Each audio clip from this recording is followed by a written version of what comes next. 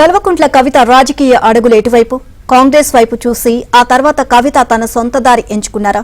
కాంగ్రెస్ లో కవిత చేరకుండా గండి కొట్టింది ఎవరు?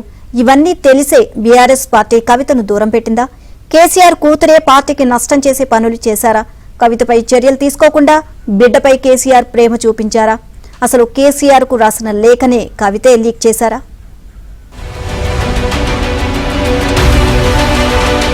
ఇక డౌటే అక్కర్లేదు, అంతా ఓపెన్.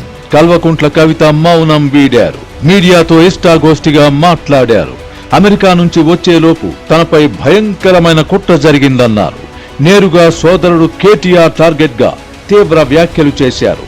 తండ్రి కేసీఆర్ కు లేఖ రాస్తే తప్పేంటి, నొప్పేంట్రా భాయ్ అంటూ విరుచుకుపడ్డారు.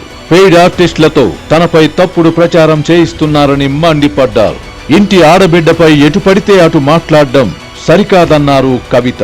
క్షేత్రస్థాయిలో ఉద్యమాలు చేయకుండా ట్విట్టర్లో మెసేజ్లు సరిపోతాయా అంటూ కేటీఆర్ పై కవిత విరుచుకుపడ్డారు.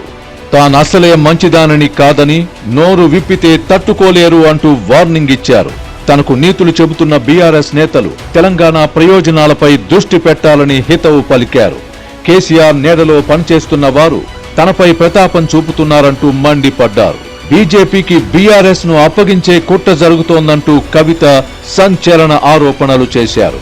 దాన్ని వ్యతిరేకిస్తున్నందుకే పార్టీ నుంచి బయటకు పంపే కుట్ర ప్రయత్నాలు జరుగుతున్నాయన్నారు. కేసీఆర్ కు తనను దూరం చేసే కుట్ర జరుగుతోందని, అయితే అది సాధ్యం కాదన్నారు. తనను రేవంత్ రెడ్డి కోవర్టు అనడం కరెక్టేనా అంటూ ప్రశ్నించారు.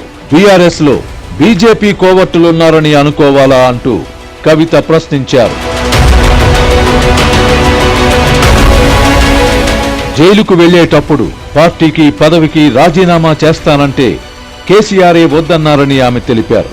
అందుకే పదవిలో కొనసాగానని అన్నారు. బీజేపీలో బీఆర్ఎస్ ను కలపొద్దని జైల్లో ఉన్నప్పుడు కేసీఆర్ ను కోరినట్లు కవిత చెప్పారు.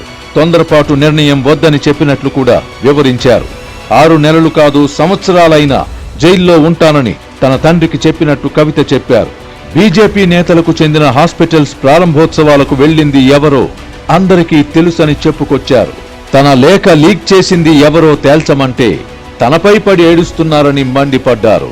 పదవులు కోరినట్లు తనపై పత్రికల్లో తప్పుడు వార్తలు రాయించారన్నారు. కేసీఆర్ లాగా తాను తెక్కదాన్ని అంటూ కవిత చెప్పారు. వెన్నుపోటు రాజకీయాలు తనకు తెలియవని, తాను సూటిగా మాట్లాడతానని చెప్పారు. తమ వాళ్లు కొందరు సోషల్ మీడియాలో మహాభారతం క్యారెక్టర్లు వేస్తున్నారని, స్థాయికి మించి ఊహించుకుంటున్నారని కవిత విమర్శించారు. వరంగల్ సభ తమ వల్లే సక్సెస్ అయిందని కొందరు ఊహించుకుంటున్నారని ఆమె ఎద్దేవా చేశారు. సొంత పార్టీ ఎమ్మెల్యేలే నిజామాబాద్ లో తనను ఓడించారని కవిత ఆరోపించారు. కేసీఆర్ కు నోటీసులిస్తే పార్టీ ఎందుకు కార్యాచరణ తీసుకోలేదని ప్రశ్నించారు. తన పార్టీ బీఆర్ఎస్, తనకు కేసీఆర్ మాత్రమే నాయకుడు అంటూ తేల్చి చెప్పారు. కేసీఆర్ తప్ప ఇతర నేతల నాయకత్వంలో తాను పనిచేయబోనని కవిత స్పష్టం చేశారు. పార్టీ పెట్టే అంశంపై కూడా క్లారిటీ ఇచ్చారు. పార్టీ పెట్టడం పక్కా అంటూ పరోక్షంగా చెప్పేశారు. రాజకీయాల్లో ఏదీ కూడా ఓపెన్ గా చెప్పరన్న కవిత భవిష్యత్తులో పార్టీ పెట్టనని ఎందుకు చెప్తా అన్నారు.